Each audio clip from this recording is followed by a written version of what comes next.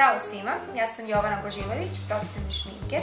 U današnjem tutorijalu pokazat ću vam blagu smoky večernju šminku. Nadam se da ćete uživati.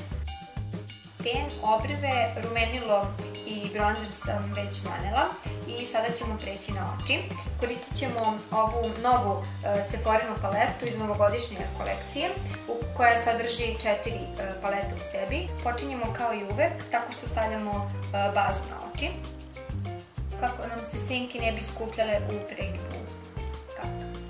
Iz ove metalik paletice pod brojem 4 uzimamo ovu svetlo smeđu, šampanjastu, bež nijansu koja u sebi ima sedef, odnosno je metalik kao što paleta kaže, i stavljamo je na 2/3 oka.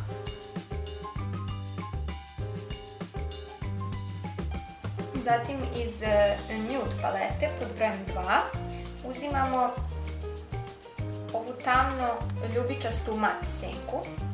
Ovo je nijansa između ljubičaste i sive. I na pufnastu četkicu nanosimo na krajnji deo oka. Stapamo sa prethodnom bojom kako bi prelaz bio lepši.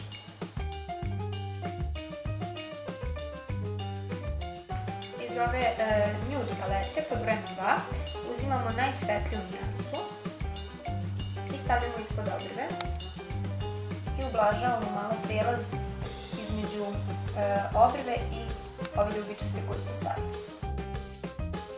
Zatim iz one iste metalik palete koju smo koristili na početku uzimamo najtamniju nijansu, ovu metalik sivu, i stavljamo na krajeve očiju kako bismo još malo dodali dimenziju oku. I zatim to pufnastom četkicom ublažimo.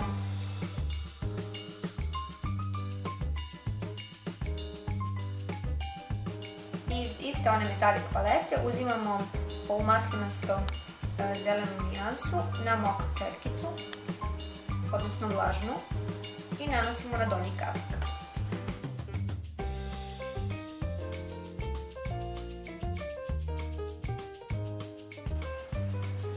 Sada ćemo naneti maskaru na gornje i na donje trepavice. Nanela sam maskaru, a vi ukoliko želite možete staviti veštačke trepavice. Sve o veštačkim trepavicama, vrste i kako se nanose možete pogledati u videu koji će se naći ispod ovog videa. Sada ćemo našminkati usne. Koristit ćemo roze tonove da malo dodamo dramatičnosti celom ovom luku.